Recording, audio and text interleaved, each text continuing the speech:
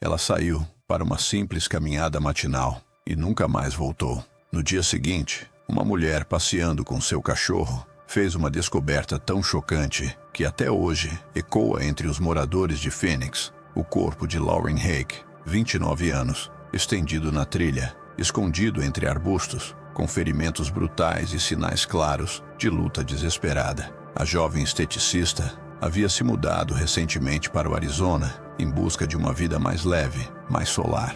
Mas o que encontrou naquele 28 de abril de 2023 foi um destino cruel que nem os investigadores mais experientes conseguiram explicar de imediato. O que aconteceu nos minutos entre suas últimas mensagens e o momento do ataque? Quem era o homem que apareceu misteriosamente correndo pelo deserto logo após o crime? E por que ele parecia já conhecer os passos de Lauren? Este é o caso de assassinato mais brutal, que até os investigadores ficaram loucos. E quanto mais os detalhes vêm à tona, mais assustador e inexplicável tudo parece.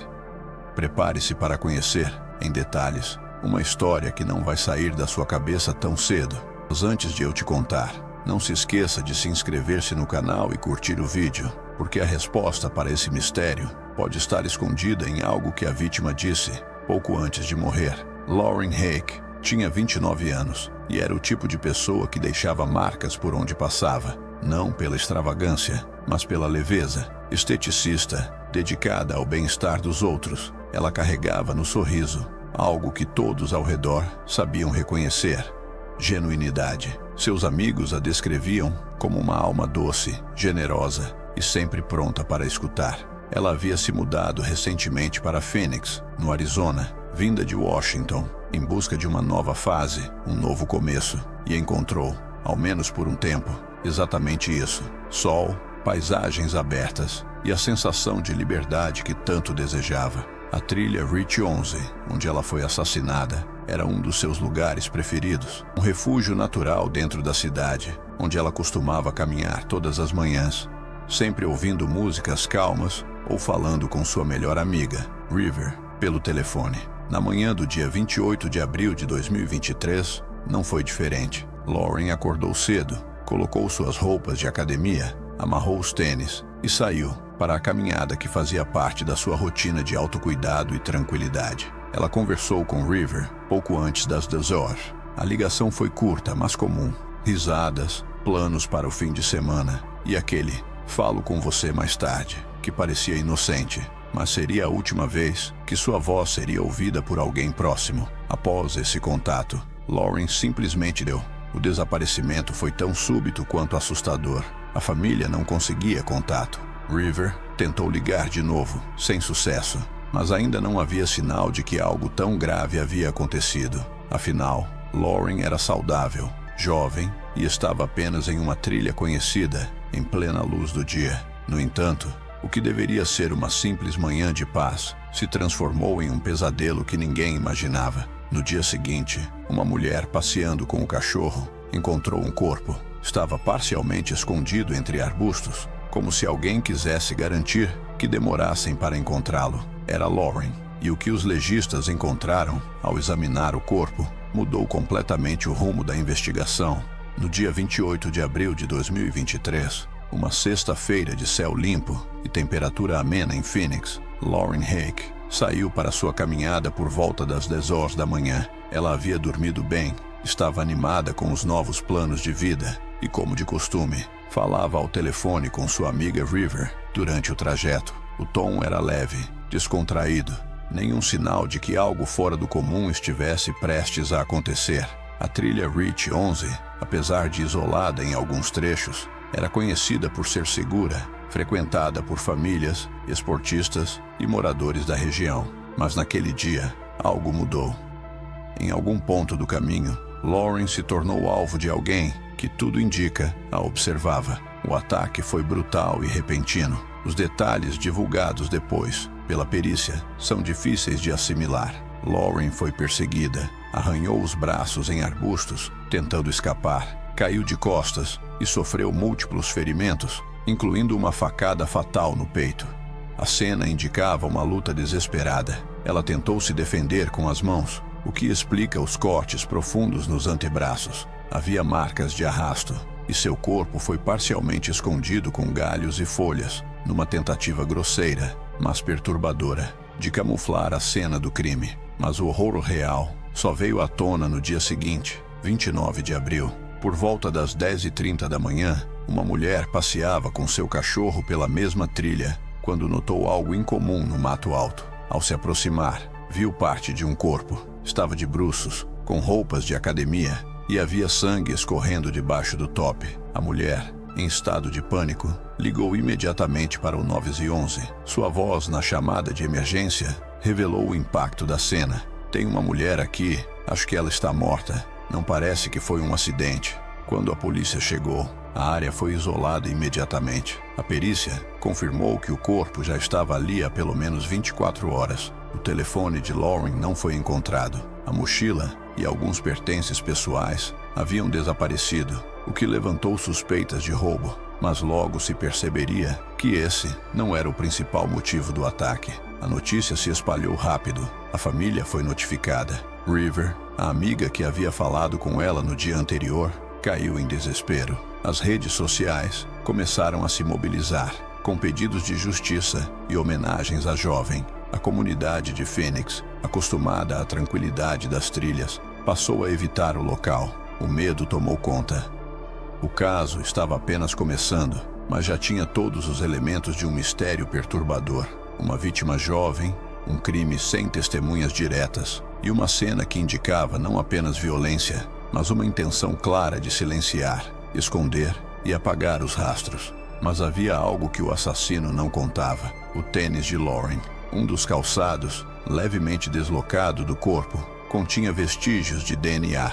E mais, câmeras de segurança em áreas próximas à trilha capturaram imagens que seriam cruciais nos dias seguintes. Em um dos vídeos, um homem aparece correndo pelo deserto, sozinho, usando mochila e roupas escuras, exatamente no horário em que Lauren foi atacada. Além disso, moradores começaram a relatar algo ainda mais alarmante. Um homem com um comportamento estranho vinha sendo visto nas imediações da trilha dias antes do crime. Alto, forte, aparentemente instável e sempre carregando uma mochila pesada. Alguns diziam que ele falava sozinho, outros que evitavam cruzar com ele por instinto. O cerco começou a se formar e, a partir desse momento, a investigação entrou numa corrida contra o tempo para identificar o suspeito, impedir que ele fugisse e, acima de tudo, evitar que atacasse de novo. E caso estiver gostando do vídeo, não se esqueça de curtir o vídeo e se inscrever-se no canal. Mas os próximos passos da polícia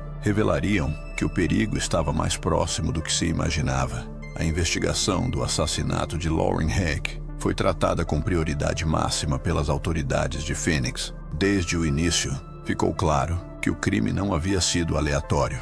A violência empregada, o esforço para ocultar o corpo e a ausência de testemunhas diretas indicavam um agressor calculista, talvez até conhecido da vítima. Mas os primeiros dias seriam marcados por incertezas, especulações e um quebra-cabeça complicado demais para montar de imediato. Os detetives isolaram a área da trilha Ridge 11 e começaram a rastrear qualquer vestígio que pudesse levar ao agressor. Foram colhidas amostras biológicas, pegadas, impressões digitais em arbustos, imagens de câmeras de segurança nas vias próximas e entrevistas com moradores e frequentadores da região. O ponto de partida mais promissor, no entanto, veio do próprio corpo de Lauren, seu tênis. Em um dos calçados, os investigadores encontraram vestígios de DNA que não pertenciam à vítima. O material foi imediatamente enviado para análise forense.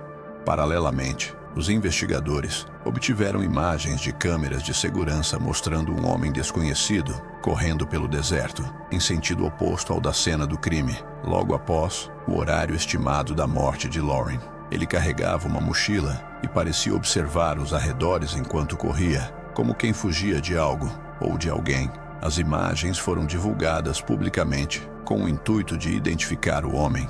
Em pouco tempo, relatos começaram a chegar. Diversas testemunhas afirmaram ter visto um sujeito com características semelhantes rondando a trilha nas semanas anteriores. Em comum, todas as descrições mencionavam comportamento errático, olhar desconfiado e uma mochila escura que ele nunca tirava das costas. Algumas pessoas disseram que ele parecia falar sozinho. Outras afirmaram que ele as observava de longe, mas desviava o olhar quando notado. Havia também relatos de pequenos furtos nas redondezas, embora nada tivesse sido diretamente associado a ele. Até então, enquanto a polícia cruzava as imagens das câmeras com os relatos, outro elemento importante emergiu: o histórico criminal de indivíduos que moravam nas imediações. Foi nesse processo que o nome de Zion William Teasley, de 22 anos, apareceu com destaque.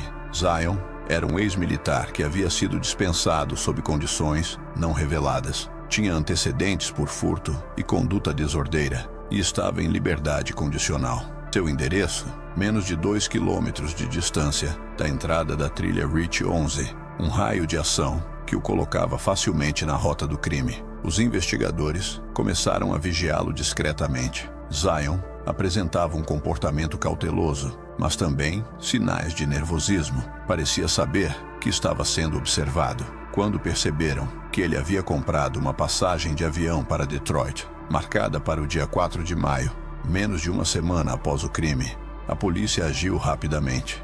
Zion foi abordado no aeroporto de Phoenix. Levava apenas uma mala pequena e pouco dinheiro em espécie. Durante o interrogatório, caiu em contradição diversas vezes. A princípio, negou ter estado na trilha no dia do crime, mas, quando confrontado com as imagens da câmera de segurança, afirmou que poderia ter passado por ali, mas que não lembrava com clareza. Disse que estava apenas correndo para espairecer a cabeça. Ao saber que seu DNA havia sido encontrado no tênis da vítima, Zion mudou de postura. Ficou calado. Pediu um advogado. O silêncio passou a ser sua principal estratégia. Mas o cerco já estava fechado. A polícia tinha o DNA, os registros de vídeo, os relatos das testemunhas e agora o comportamento evasivo de Zion.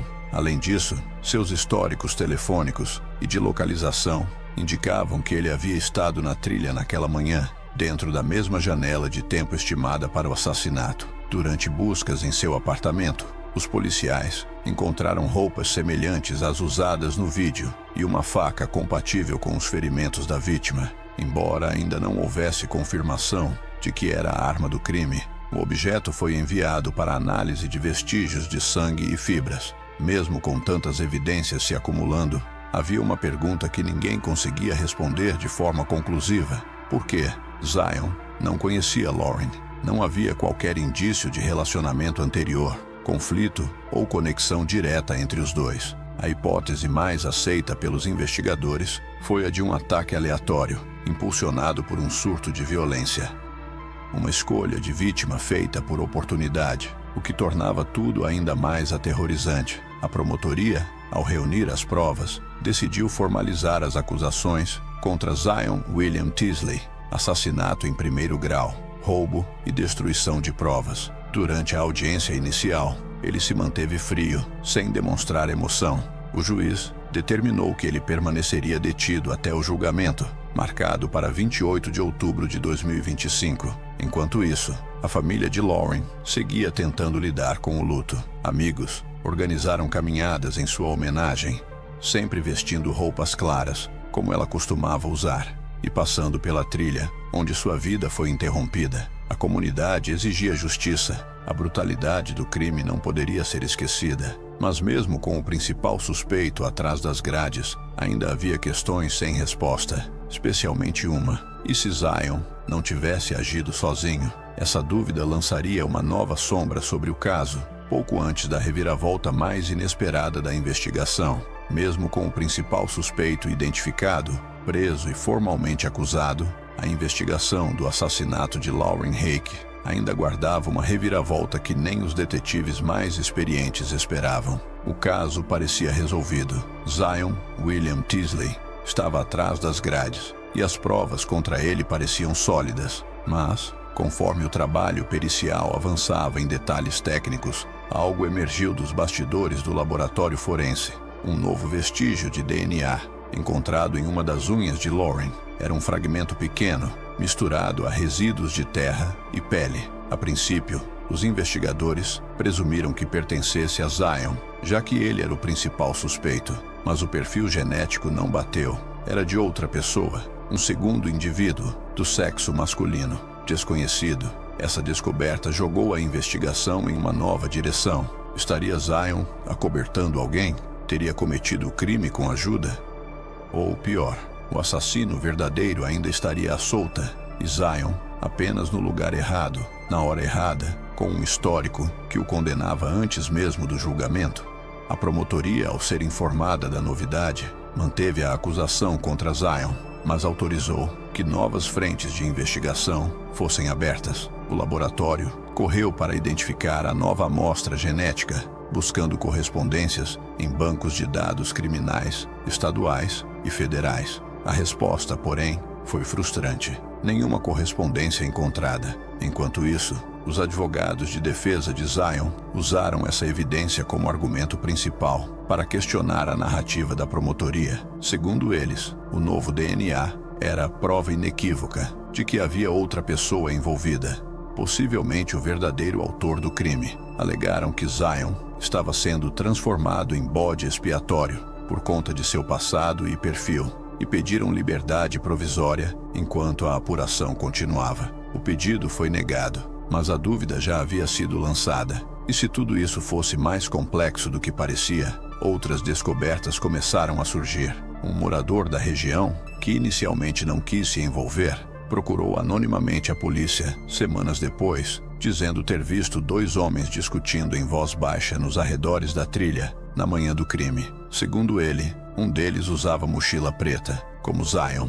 O outro estava de capuz e parecia estar dando ordens. Esse depoimento reacendeu a suspeita de coautoria ou até de premeditação, mas até hoje, esse segundo homem nunca foi identificado. Nenhuma imagem dele foi encontrada, nenhum DNA, além daquele fragmento isolado, apareceu em outras partes do corpo de Lauren ou na cena do crime. Essa reviravolta levantou uma nova teoria dentro da investigação. E se Zion tivesse sido manipulado ou coagido por alguém mais perigoso, alguém que o conhecia, sabia de sua liberdade condicional e que, se algo desse errado, ele seria o principal suspeito?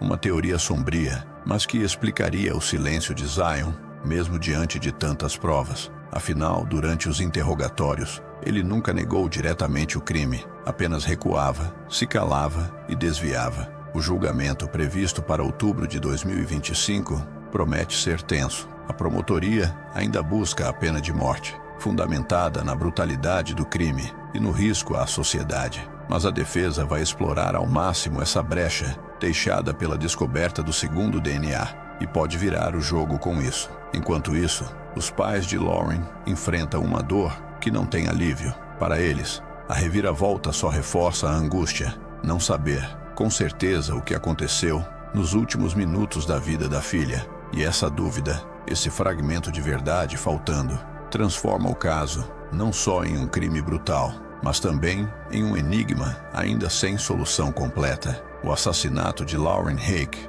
não foi apenas um ato de violência brutal, foi uma interrupção abrupta de uma vida em construção, cheia de planos, afeto e leveza. Aos 29 anos, ela buscava recomeçar, encontrar paz em um novo lugar. E tudo isso foi arrancado de forma covarde, em plena luz do dia, em um espaço onde deveria haver segurança e tranquilidade. Hoje, a trilha Route 11 carrega cicatrizes invisíveis. Muitos ainda evitam o local, enquanto outros caminham em homenagem a Lauren, como uma forma de retomar o espaço e preservar sua memória. Seu nome virou símbolo de luta por justiça e também de vigilância, para lembrar que nem sempre o perigo tem rosto, nem sempre vem de onde se espera. Com Zion Teasley aguardando julgamento e um fragmento de DNA ainda sem identificação, o caso permanece parcialmente em aberto, não apenas no campo jurídico, mas no emocional. A ferida que ficou é profunda, especialmente para quem conhecia Lauren, mas também para qualquer um que se permita imaginar o terror de seus últimos minutos. A história dela é um alerta sobre vulnerabilidades invisíveis, sobre o mal disfarçado e sobre a importância de não deixarmos nenhuma vítima ser esquecida. Se essa história tocou você, não esqueça de curtir o vídeo e compartilhar. A sua participação ajuda a manter viva a memória de vítimas como Lauren e a pressionar por justiça. Comente aqui o que mais te impressionou nesse caso. E se quiser entender outros crimes com reviravoltas tão perturbadoras quanto esta, assista agora ao vídeo sugerido aqui na tela.